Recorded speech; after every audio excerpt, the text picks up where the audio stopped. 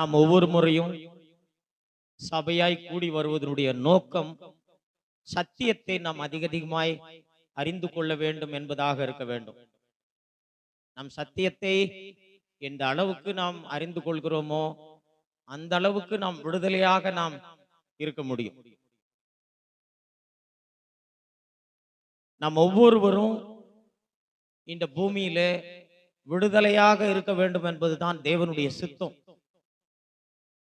பாவத்திலிருந்து மட்டுமல்ல, பயம், கவலை, இப்படிப்பட்ட எந்த காரியமா இருந்தாலும் நாம் எல்லாவற்றிலிருந்தும் விடுதலையாக்கப்பட்டவர்களாக நாம் இருக்க வேண்டும். நம்மை கட்டியிருக்கிற எல்லா கட்டுகளிலிருந்தும் நாம் கட்டவிழ்க்கப்பட்டவர்களாக நாம் இருக்க வேண்டும். இதுதான் தேவனுடைய சித்தம்.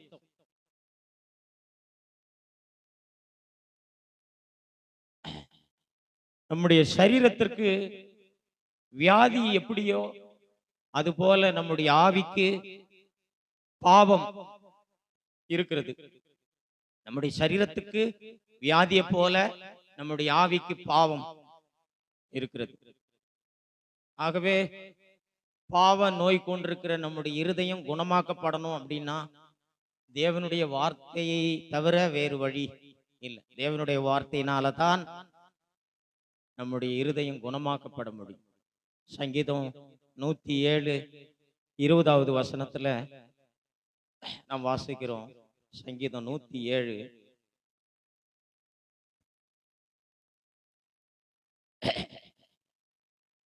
20 வசனம். அவர் தமது வசனத்தை அனுப்பி அவர்களை குணமாக்கி அவர்களை அழிவுக்கு தப்புவிக்கிறார். பாவ நோய் கொண்ட நம்முடைய இருதயம் குணமாக்கப்பட வேண்டுமானால் தேவனுடைய வசனத்தினால மாத்திரம்தான் அது குணமாக்கப்பட முடியும். நாம் வியாதியோடு மரித்தால் வியாதி நம்மை ஒரு காலம் நரகத்துக்கு நம்மை அனுப்பாது. ஆனால் நாம் பாவத்தோடு மரிப்போமானால் பாவம் நம்மை நரகத்துக்கு தள்ளிவிடும்.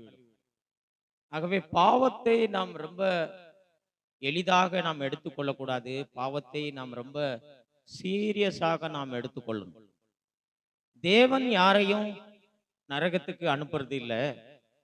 தேவன் நரகத்திலிருந்து ஜனங்களை ரட்சிப்பதுதான் தேவனுடைய நோக்கம். ஆனால் ஜனங்கள் தேவனுடைய காரியங்களை அவர்கள் கவனிக்கிறதில்ல. தேவன் அவங்களுடைய வாழ்க்கையில கிரியை செய்யறத அவர்கள் தள்ளிட்டு அவர்களாகவே நரகத்துக்கு சென்று விடுகிறார்கள். ஆகவே நாம் ஒரு சரீரத்துல வியாதியோடு மரிக்கிறதை காட்டிலும் நாம் பாவத்தோடு நாம் மரிக்க கூடாது. அதுதான் ரொம்ப முக்கியமானது. ஏன்னா சரீரத்தில் இருக்கிற வியாதி நம்மை ஒரு காலம் நரகத்துக்கு தள்ளாது. ஆனால் பாவம் நிச்சயமாக நம்மை நரகத்தில் தள்ளக்கூடியதாக இருக்கிறது. ஆகவே இந்த பாவம் என்கிற வியாதியிலிருந்து நாம் குணமாக்கப்படுவதற்கு தேவனுடைய வசனம் என்கிற மருந்தை தவிர நமக்கு வேற வழி இல்லை. நாம் எதற்காக மருத்துவமனைக்கு போறோம்? நம்முடைய சரீரத்துல நமக்கு வியாதி இருக்குன்னு நாம் அறிந்திருக்கும் பொழுது நாம் மருத்துவமனைக்கு போகிறோம். மருத்துவரை நாம் பார்க்கிறோம். அவர் கொடுக்கிற மருந்துகளை நாம் வாங்கி அவர் சொல்லுகிற விதமாக நாம் அவைகளை எல்லாம் கையாளும் பொழுது நாம் நம்முடைய சரீர வியாதியிலிருந்து நாம் குணமாக்கப்படுகிறோம். அதே போலதான் சபைக்கு வருவதனுடைய நோக்கம் என்னன்னா தேவனுடைய வசனத்தை நாம் கேட்டு அந்த தேவனுடைய வசனத்துக்கு நாம் கீழ்ப்படியணும். அப்பொழுதுதான் நம்முடைய இருதயம் பாவ நோயிலிருந்து குணமாக்கப்பட முடியும். நாம் வசனத்தை கேட்கிறதோட நாம் நிறுத்தி கொள்ளக்கூடாது. நாம் வசனத்தை கீழ்ப்படியணும். அது ரொம்ப முக்கியமானது. கீழ்ப்படியாமல் ஒரு காலம் நம்முடைய பாவ நோயிலிருந்து நாம் குணமாக்கப்பட மாட்டோம். இஸ்ரேல் ஜனங்களுக்கு தேவன் வானத்திலிருந்து மன்னாவை பொழிந்தருளினார். நாம் யாத்திராகமம் 16வது அதிகாரம், என்னாகமம் 11வது அதிகாரம், உபாகமம் 8வது அதிகாரம் இவற்றை எல்லாம் நாம் வாசித்தோமானால் இஸ்ரேல் ஜனங்க வனாந்தரத்துல 40 வருஷ காலம் அவர்களை போஷிக்கும்படி தேவன் வானத்திலிருந்து மன்னாவை அருளி அவர்களை போஷித்தார்.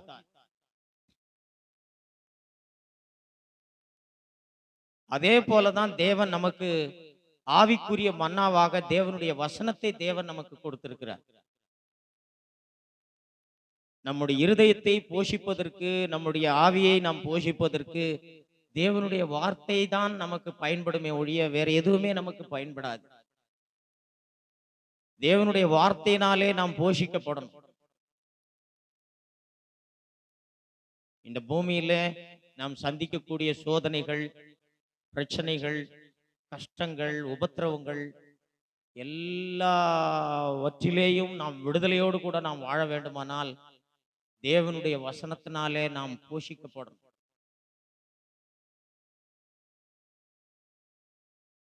நாம் சபைக்கு வருகிறோம், ஆண்டுடைய வார்த்தையை கேட்கிறோம். நாம் கீழ்ப்படியாத பட்சத்துல ஒரு காலம் நாம் விடுதலையாக நாம் இந்த பூமியில வாழ்ந்துட முடியாது. நாம் அதை அனுபவிக்க முடியாது. அந்த விடுதலையான வாழ்க்கையை நாம் அனுபவிக்க முடியாது. இஸ்ரேல் ஜனங்க வனாந்தரத்திலே தேவன் அவர்களுக்கு மன்னாவை கொடுத்த போது அந்த மன்னாவை அவர்கள் சேகரிக்கணும் அப்படின்னு சொல்லி அவர்களுக்கு சொல்லும் பொழுது அங்க இருக்கிற ஒரு முக்கியமான காரியத்தை நான் உங்களுக்கு காண்பிக்க விரும்புறேன். நம்ம யாத்ராகமம் 16வது அதிகாரத்தை நம்ம எல்லாரும் எடுத்துக்கோம். யாத்ராகமம் 16.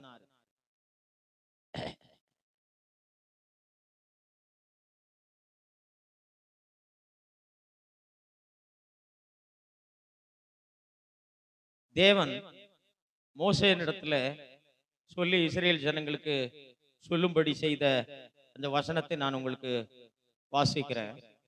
16, 20வது வசனம். ஜனங்கள் அந்த மன்னாவை சேகரிக்கிறத குறித்து ஆண்டவர் மோசேயினிடத்துல சொல்லி மோசே இஸ்ரேல் ஜனங்களுக்கு சொன்னதை நாம் வாசிக்கலாம். 20வது வசனம் 19வது வசனத்திலிருந்து நான் வாசிக்கிறேன்.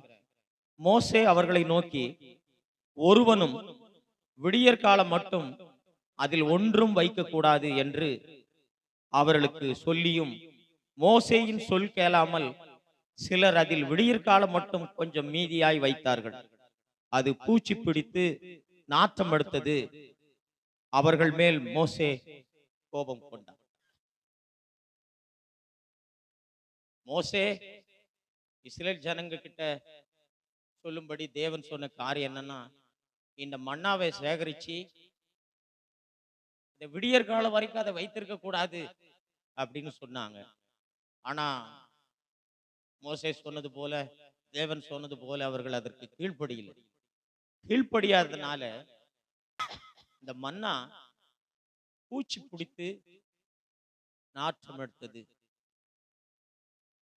இது ஏதோ மனுஷங்க தயார் பண்ண ஒரு அப்பமா இருந்தா அது பூச்சி பிடிக்கலாம், நாற்றம் எடுக்கலாம். இது மனுஷங்க தயார் பண்ண அப்பம் கிடையாது. இது பரலோகத்திலிருந்து தேவன் கொடுத்த அப்பம். இது பரலோகத்திலிருந்து தேவன் கொடுத்த அப்பம் பூச்சி பிடித்தது, நாற்றம் எடுத்தது அப்படின்னு சொன்னா அதை நம்ம ரொம்ப சீரியஸா பார்க்கணும். நம்ம அதை எதனால அப்படின்னா, அவர்கள் கீழ்ப்படியில. தேவன் அவர்களுக்கு சொன்னதற்கு அவர்கள் என்ன பண்ணல? கீழ்ப்படியில. கீழ்ப்படியாததுனால அது பரலோகத்திலிருந்தே தேவனால் கொடுக்கப்பட்ட மன்னாவாக இருந்தாலும் அது அவர்களுக்கு பயன்படாமல் பிரயோஜனமற்றதாக போய்விட்டது. தேவனுடைய வார்த்தைகளை தேவன் பரலோகத்திலிருந்து நமக்கு கொடுத்திருக்கிறார். நாம் தேவனுடைய வார்த்தைக்கு கீழ்ப்படியலைன்னா இந்த வார்த்தைகளும் நமக்கு பயன்படாமல் பிரயோஜனமற்றதாக போய்விடும். இது தேவனால் கொடுக்கப்பட்ட வார்த்தை தான். இது மனுஷனுடைய வார்த்தை அல்ல. இது பரலோகத்திலிருந்து தேவன் நமக்கு கொடுக்கப்பட்ட வார்த்தைகள். ஆனால் இந்த வார்த்தைகளை எடுத்துக்கொண்டு இந்த வார்த்தைகளுக்கு நாம் கீழ்ப்படியாவிட்டால் தேவனுடைய வார்த்தைகள் நமக்கு பிரயோஜனம் இல்லாமல் போய்விடும். இதே அதிகாரத்துல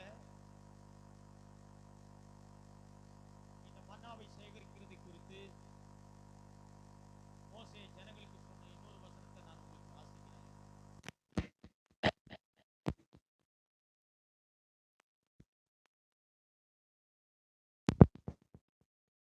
இருபத்தி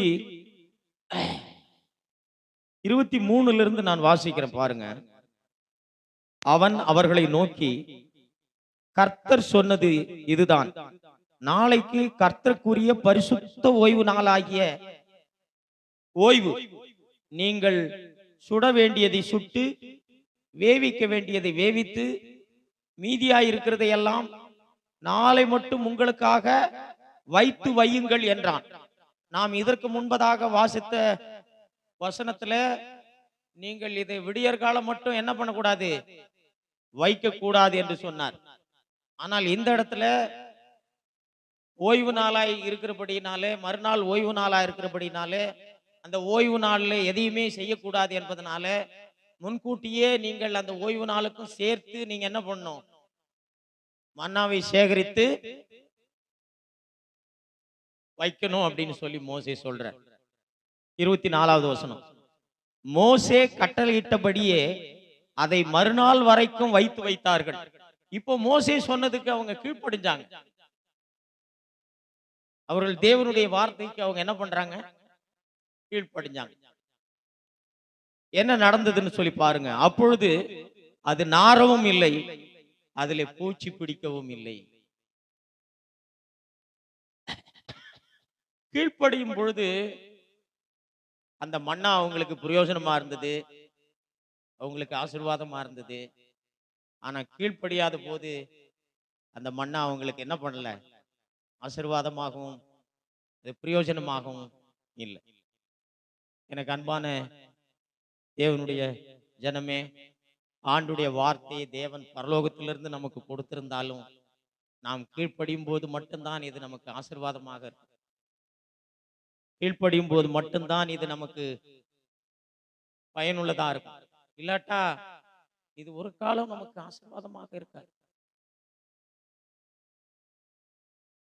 தேவனுடைய வார்த்தைக்கு நாம் கீழ்ப்படியணும். நம்முடைய இருதயம் குணமாக்கப்பட்டிருக்கா இல்லையான்னு எப்படி தெரியும்? ஒரு சரீரத்துல வியாதி இருக்கா இல்லையா, அந்த சரீரம் நோய் வாய்ப்பட்டு இருக்குதான்றதை கண்டுபிடிக்கணும்னா டாக்டர் முதல்ல வாயை திறக்க சொல்றாரு, நாக்க நீட்ட சொல்றாரு, கண்ணை திறக்க சொல்றாரு, கண்ணை அடிச்சு பாக்குறாரு. வாய், நாக்கு, கண்ணு, கை, இது எல்லாம் பார்த்து சரீரம் நோய் வாய்ப்பட்டிருக்கு, சரீரத்துல நோய் இருக்குன்னு கண்டுபிடிச்சது. அதே போல நம்முடைய இருதயம் குணமாக்கப்பட்டிருக்கு, நம்முடைய இருதயம் சுத்தமா இருக்கு, நம்முடைய இருதயம் பாவத்திலிருந்து விடுதலையாக்கப்பட்டிருக்கு அப்படின்னா நம்ம எப்படி கண்டுபிடிக்கிறது? நம்முடைய வாய் வார்த்தை, நம்முடைய பார்வை, நம்முடைய சிந்தை, நம்முடைய எண்ணங்கள், நம்முடைய செயல்பாடுகள், இது எல்லாம் பார்த்தாலே தெரியும் நம்முடைய இருதயம் சுத்தமாயிருக்கா, குணமாயிருக்கா இல்லையா அப்படின்னு சொல்லி. இவைகளெல்லாம் நாம் பார்க்கும் பொழுது நம்முடைய இருதயத்துல இன்னும் நோய் இருக்கு, நம்முடைய இருதயம் இன்னும் குணமாக்கப்படல என்று சொல்லி நாம் மனம் திரும்பணும். நம்முடைய நாவை நம்மால கட்டுப்படுத்த முடியுதா? யாக்கோபுல நாம் வாசிக்கிறோம், நாவை கட்டுப்படுத்த ஒருவனாலும் கூடாது.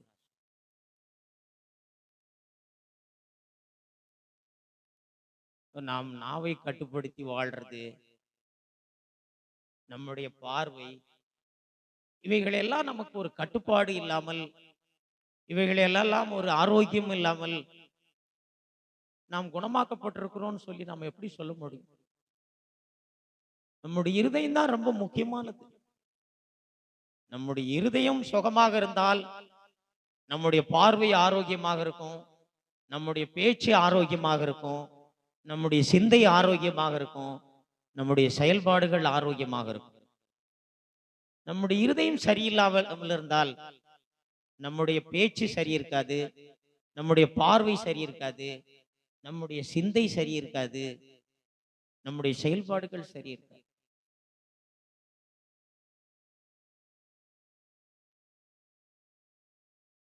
கிறிஸ்தவர்களாகிய நாம் ஏன் குறை சொல்றோம்? கணவனை குறித்து மனைவி குறை சொல்றோம், மனைவியை குறித்து கணவன் குறை சொல்றோம், சபையில் இருக்கிற சகோதரர்களை குறித்து நாம் குறை சொல்றோம். ஏன் நாம் குறை சொல்றோம்? நம்முடைய இருதயம் குணமாக்கப்படல. நம்முடைய இருதயத்திலே பாவ நோய் இருக்கு. நம்முடைய இருதயம் குணமாக்கப்பட்டிருந்தால் ஒரு காலம் நாம் என்ன பண்ண மாட்டோம்? குறை சொல்ல மாட்டோம். நாம் யாரையும் குறை சொல்ல மாட்டோம்.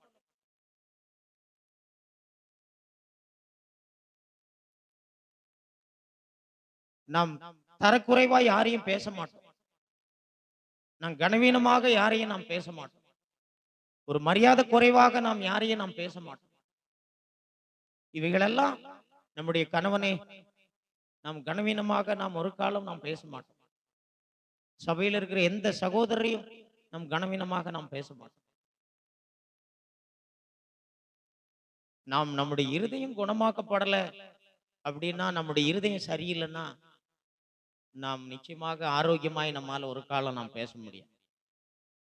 ஆகவே கீழ்ப்படிதல், ஆண்டுடைய வசனத்துக்கு நாம் கீழ்ப்படியாத வரைக்கும் நம்முடைய இருதயம் குணமாக்கப்படாது. நாம் வெறுமனமே ஆண்டுடைய வார்த்தையை வாசித்துக்கிட்டு இருக்கிறதும் கேட்டுக்கிட்டு இருக்கிறதுமே இருக்கக்கூடாது. வெளிப்படுத்தின விசேஷத்துல ஒரு அற்புதமான ஒரு வசனம் இருக்கு. வெளிப்படுத்தின விசேஷம்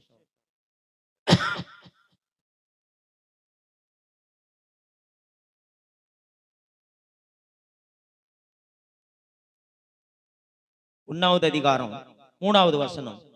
இந்த தீர்க்க தரிசன வசனங்களை வாசிக்கிறவனும், பாருங்க, முதல்ல வாசிக்கிறவனும் கேட்கிறவர்களும் இதில் எழுதி இருக்கிறவைகளை கை கொள்ளுகிறவர்களும் பாக்கியவான்கள், காலம் சமீபமாயிருக்கிறது.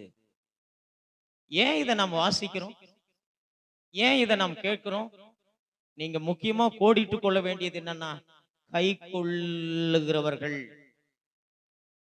நாம் தேவனுடைய வார்த்தையை வாசித்து கேட்டு நாம் கை கொள்ளாவிட்டால் ஒரு காலம் அது பிரயோஜனமா நமக்கு இருக்காது. நாம் வாசிக்கிறதும் கேட்கிறதும் எதற்காக? கை கொள்ளணும், கீழ்ப்படியணும். தேவனுடைய வார்த்தைக்கு நாம் என்ன பண்ணணும்? கீழ்ப்படியணும். தேவன் சொல்றதுக்கு நாம் என்ன பண்ணணும்? கீழ்ப்படியணும். அப்பொழுதுதான் தேவன் நம்மை அவருடைய வார்த்தையின் மூலமாக நம்மை ஆசீர்வதிச்சிட முடியும். நாம் பார்க்கிறோம், தேவனுடைய வசனம்னா என்ன? தேவனுடைய வசனம்னா என்ன? தேவனுடைய வார்த்தைன்னா என்ன? தேவனுடைய வார்த்தை என்று சொன்னால் கட்டளைகள், வாக்கு தத்தங்கள். தேவனுடைய கட்டளைகள், தேவனுடைய வாக்கு தத்தங்கள். இதைத்தான் வசனம், வார்த்தை என்று சொல்லி நாம் வேதத்தில் வாசிக்கிறோம். தேவனுடைய வார்த்தை, தேவனுடைய வசனம் என்று சொன்னால் தேவனுடைய கட்டளைகள், தேவனுடைய வாக்கு தத்தங்கள். ஆதாமுக்கு தேவன் ஒரு கட்டளை கொடுத்ததை நாம் ஆரம்பத்திலேயே நாம் வாசிக்கிறோம். ஆதாம் அந்த கட்டளைக்கு என்ன பண்ணல? கீழ்ப்படியல.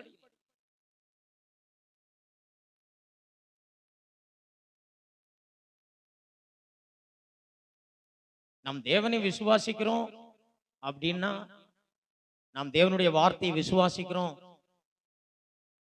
அப்படின்னு சொன்னா நாம் அதற்கு என்ன பண்ணணும்? கீழ்ப்படியணும்.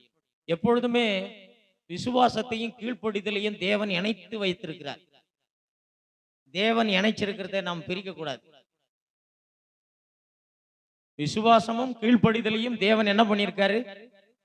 இணைத்து வச்சிருக்கிறார், இணைச்சு வச்சிருக்கிறார். எனக்கு தேவனுடைய வார்த்தையை நான் விசுவாசிக்கிறேன்னு சொன்னா நான் தேவனுடைய வார்த்தைக்கு என்ன பண்ணணும்? கீழ்ப்படியணும். ஆதாம் தேவனுடைய வார்த்தைக்கு கீழ்ப்படியல. காரணம், அவன் விசுவாசம் இல்லை. அவனுக்கு விசுவாசம் இல்லாதபடியினாலே அவன் தேவனுடைய கட்டளைக்கு என்ன பண்ணல? கீழ்ப்படியல. ஆனா ஆபிரகாமை குறித்து நாம் படிக்கிறோம். ஆபிரகாமுக்கு ஆண்டவர் ஒரு கட்டளையை சொல்லுகிறார். ஆதாமுக்கு சொன்னதை போல இல்ல. ஆதாமுக்கு சொன்னது நீ இந்த மரத்தின் கனியை என்ன பண்ணக்கூடாது, புசிக்க கூடாதுன்னாரு. ஆனா அந்த கட்டளைக்கு ஆதாம் என்ன பண்ணல, கீழ்ப்படியல. ஆனா ஆபிரகாமுக்கு தேவன் சொன்ன கட்டளை குறித்து நாம் பார்க்கிறோம். ஆதியாகமம்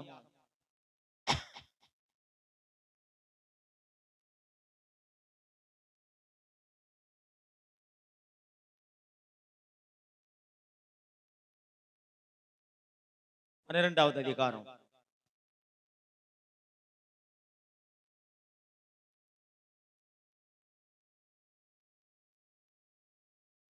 ஆதியாகமம் 12வது அதிகாரம்.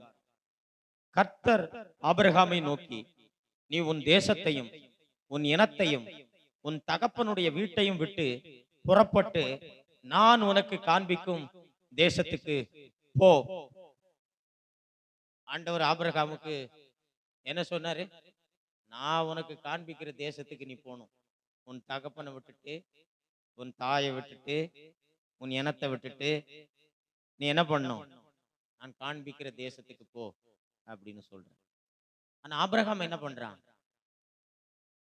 ஆபிரகாம் கீழ்ப்படித்தான்.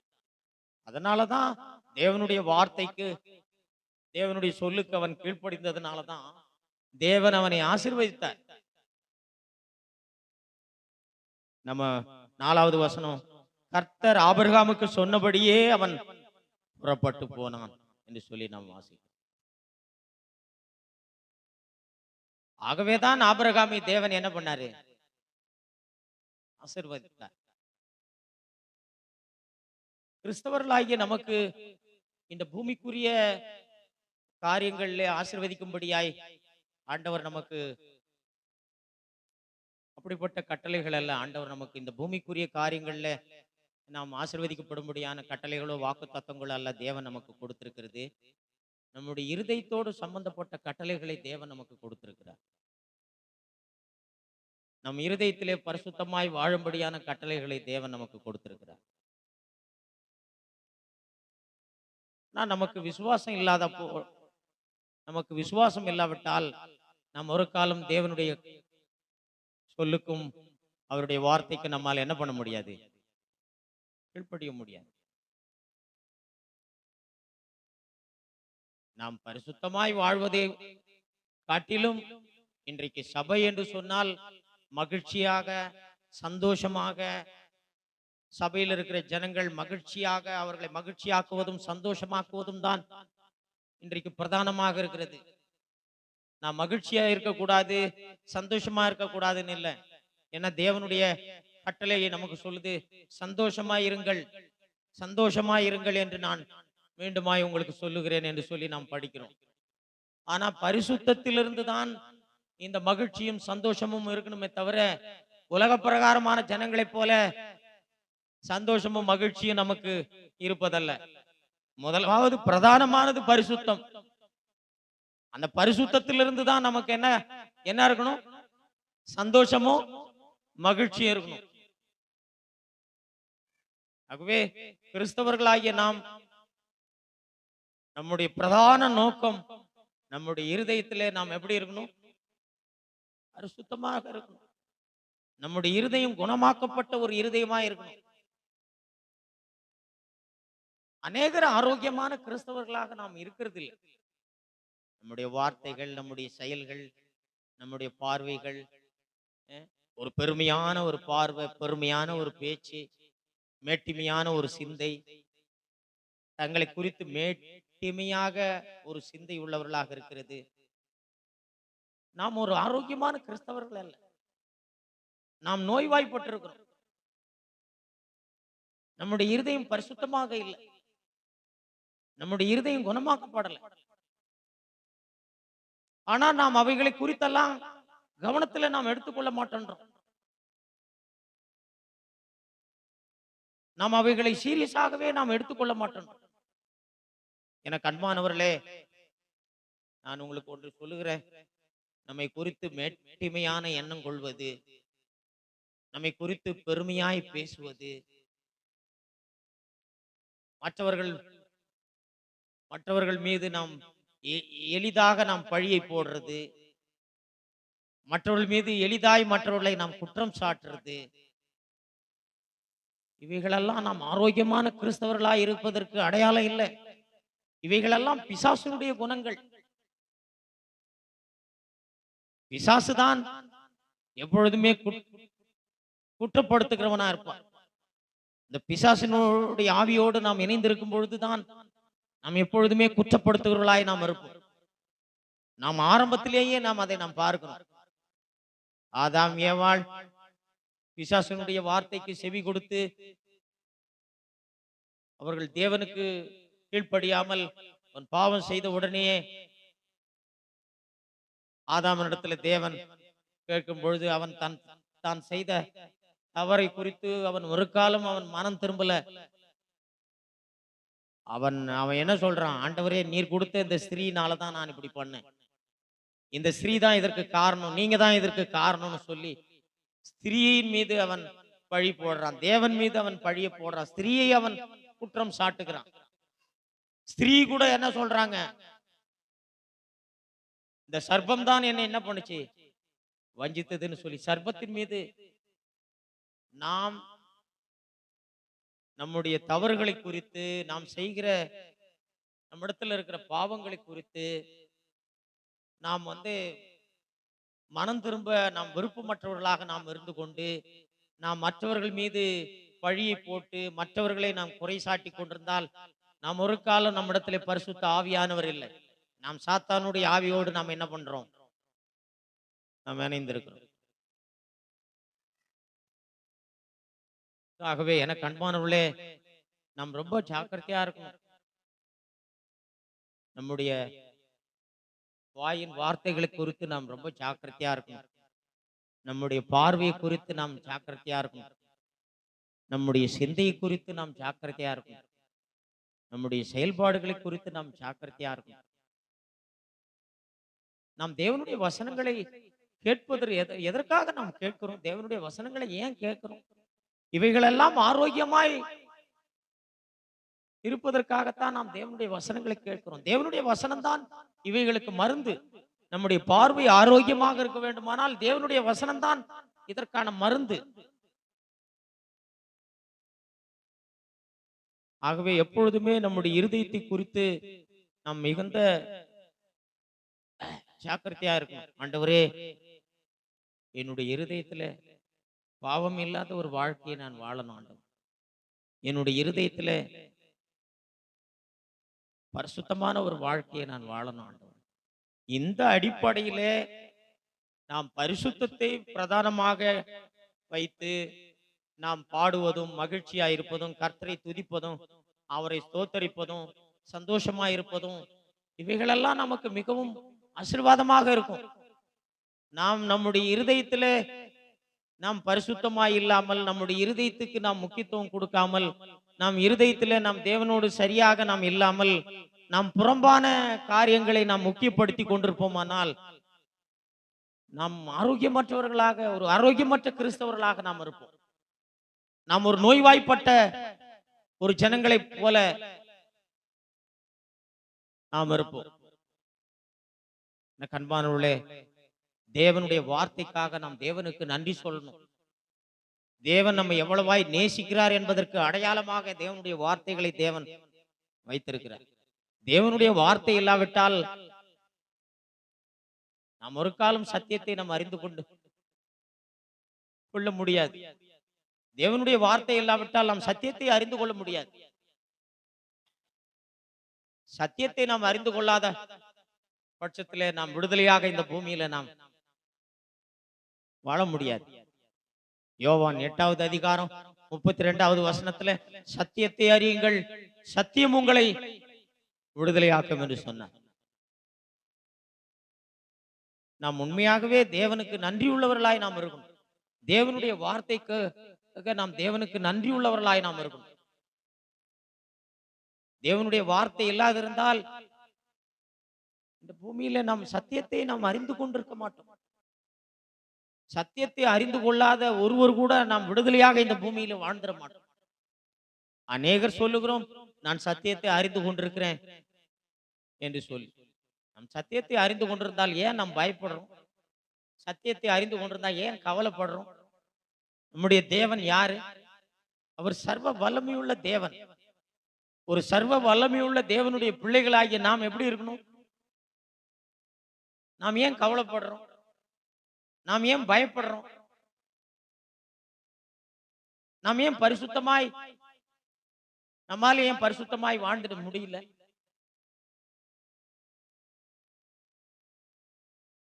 நாம் சத்தியத்தை எந்த அளவுக்கு நாம் அறிந்து கொள்கிறோமோ,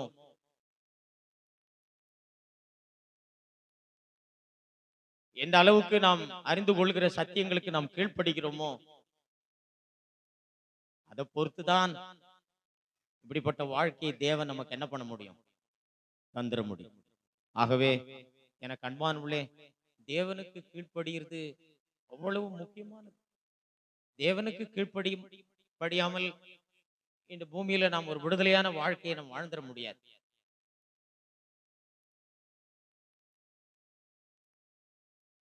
ஆகவே இந்த வார்த்தையை வெறும் நீங்க வாசித்துட்டு வெறும் கேட்டுக்கிட்டே இருந்தீங்கன்னா, இந்த வார்த்தையின் வல்லமையை நாம் ஒரு காலம் என்ன பண்ண முடியாது? நாம் அறிந்து கொள்ள முடியாது. இஸ்ரேல் ஜனங்களுக்கு எப்படி அந்த மன்னாவை சேகரிக்கும் பொழுது தேவன் சொன்னதுக்கு அவங்க கீழ்ப்படிஞ்சாங்களோ, அப்பொழுது அந்த மன்னா அவங்களுக்கு பிரயோஜனமா இருந்தது. எப்போ அவங்க கீழ்ப்படியலையோ அப்போ அந்த மன்னா அவங்களுக்கு பிரயோஜனமா இல்லை. இதுவும் நமக்கு தேவன் வானத்திலிருந்து கொடுத்திருக்கிற மன்னா தான். இது நம்முடைய ஆவியை போஷிக்கும்படியா இது ஆவிக்குரிய மன்னாவாக தேவன் நமக்கு கொடுத்திருக்கிறார். ஆவிக்குரிய அப்பமாக தேவன் நமக்கு கொடுத்திருக்கிறார். நாம் கீழ்ப்படியும் பொழுதுதான் இந்த மன்னா நம்ம என்ன பண்ண முடியும்? இந்த மன்னாவினால் நாம் ஆசீர்வதிக்கப்பட முடியும். ஆகவே எனக்கு அன்பானவர்களே, சபையில் இருக்கிற நாம் ஒவ்வொருவரும் நாம் மற்றவர்களுக்கு ஆசீர்வாதமா இருக்கணும். நம்முடைய குடும்பங்களுக்கு ஆசீர்வாதமா இருக்கணும். நம்முடைய பிள்ளைகளுக்கு ஆசீர்வாதமா இருக்கணும். சபையில வருகிற வாலிப பிள்ளைகள் மற்றவர்களுக்கு நாம் ஆசீர்வாதமாக இருக்கணும். நம்முடைய வார்த்தை, நம்முடைய பார்வை, நம்முடைய செயல்கள் ஆரோக்கியமானதா இருக்கணும். ஆகவே நாம் ஒவ்வொருவரும் தேவனுடைய வார்த்தைக்கு கீழ்ப்படுகிறது அவ்வளவு முக்கியமானது என்பதை நாம் அறிந்து கொள்ளணும். நாம் ஆண்டவர் பேதுரு மீன் பிடிக்க போகும்போது ஆண்டவர் சொல்றார், வலையை நான் சொல்ற மாதிரி போடு அப்படின்னு சொல்லி. ஆண்டவர் சொல்லுகிற மாதிரியே அவன் வலையை போட்ட போது அவன் என்ன பண்ணான்? மிகுதியான மீன்களை எல்லாம் அவன் பிடித்தான். ஏராளமான மீன்களை பிடித்தான். காரணம் அவனுடைய திறமையினால அவனுடைய சக்தினாலே அல்ல. தேவன் சொன்ன வார்த்தைக்கு அவன் கீழ்ப்படியும் பொழுது ஏராளமான மீன்களை பிடிக்கிறதுனா என்ன? ஏராளமான ஜனங்களை ஆண்டவரிடத்திற்கு கொண்டு வருவதா? மிகுந்த கனி கொடுப்பீர்கள் என்று சொல்லி ஆண்டவர் சொன்னார். நீங்கள் என்னிலே நிலைத்திருந்தால் நீங்கள் மிகுந்த கனி கொடுப்பீர்கள் என்று சொன்னார். நாம் ஒவ்வொருவரும் கனி கொடுக்கிறவர்களாக நாம் இருப்போம். நாம் தேவனுடைய வார்த்தைக்கு கீழ்ப்படியும் பொழுது மட்டும்தான் நாம் மிகுந்த கனிகளை என்ன பண்ண முடியும்? நாம் கொடுத்திட முடியும். இதத்தான் தேவன் பேதுருவுக்கு என்ன பண்ணாரு? கற்றுக் கொடுத்தார். பேதுருக்கு இந்த மாதிரி காரியங்களை எல்லாம் தேவன் கற்றுக் கொடுத்ததனுடைய நோக்கம் என்ன? நீ தேவனுக்கென்று கனி கொடுக்க வேண்டுமானால், நீ தேவனுக்கென்று மிகுந்த கனி கொடுக்க வேண்டுமானால் நீ என்ன பண்ணணும்? அவருடைய வார்த்தைக்கு கீழ்ப்படியணும். கீழ்ப்படியும் போது மட்டும்தான் நாம் தேவனுக்கென்று என்ன பண்ண முடியும்? மிகுந்த கனிகளை கொடுத்துட முடியும். நாம் ஜெபிக்கிறோம். நாம் நிறைய பேர், ஆண்டவரே நான் ஆண்டவருக்கு கனி கொடுக்கணும், கனி கொடுக்கணும். நாம் ஜெபிப்பதனால நாம் தேவனுக்கு கனி கொடுத்துட முடியாது. நாம் தேவனுடைய வார்த்தைக்கு கீழ்ப்படியும் போதுதான் நாம் தேவனுக்கு என்ன பண்ண முடியும்? நாம் மிகுந்த கனிகளை நாம் கொடுத்துட முடியும். நாம் ஜெபிக்கிறது நமக்கு அவசியம்தான். ஆனால் ஜெபிப்பதனால மாத்திரம் நாம் தேவனுக்கு கனி கொடுத்துட முடியாது. தேவனுடைய வார்த்தைக்கு என்ன பண்ணணும்? கீழ்ப்படியணும். கீழ்ப்படியாத போது நாம் ஒரு காலம் தேவனுக்கு என்ன பண்ண முடியாது? மிகுந்த கனிகளை நாம் கொடுத்துட முடியாது.